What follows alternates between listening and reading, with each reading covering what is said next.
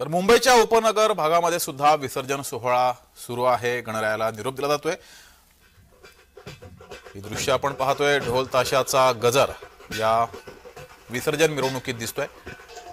मुंबई उपनगरातील हे दृश्य आहे। एकीकडे गिरगाव चौपाटीवर प्रचंड गर्दी झालेली आहे आणि ही उपनगरात सुद्धा तशीच गर्दी दिसते।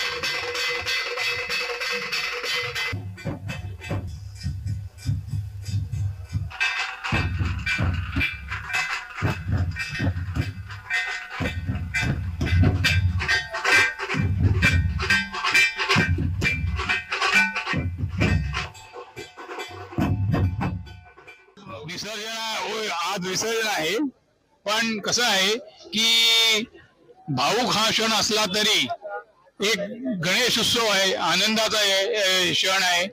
आणि दुसरी गोष्ट म्हणजे असं आहे की बाप्पा जेव्हा आपल्या घरी येतात, सार्वजनिक असतात, तेव्हा एक सगळ्यांमध्ये उत्साह निर्माण होतो, फार आनंद असतो।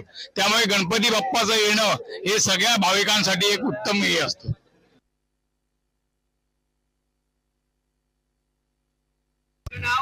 माझं नाव समीर चंद्रकांत बांबर्डेकर, उपनगराचा राजा, कार्यकारी सदस्य। आज 11 दिवसांनी गणपती बाप्पा विसर्जनासाठी मार्गस्थ झालेले आहेत। ही विसर्जन मिरवणूक सकाळी 8 वाजता सुरू झालेली आहे आणि जवळजवळ 12-13 तासांनी गोराईखाडी येथे विसर्जन होणार आहे।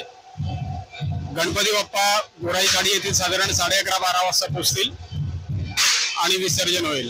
आमच्यासाठी हा उत्सव 11 दिवसाचा नसून गेले 2 महिने आमच्यासाठी हा उत्सव असतो, कारण की ही उपनगरामधली एकमेव मूर्ती आहे जी जागेवर बनते। सुप्रसिद्ध मूर्तिकार रेश्मा खातू, विजय खातू यांच्या कन्या हे या मूर्ती जागेवर बनवतात। ही आमच्यासाठी फार मोठी गोष्ट आहे।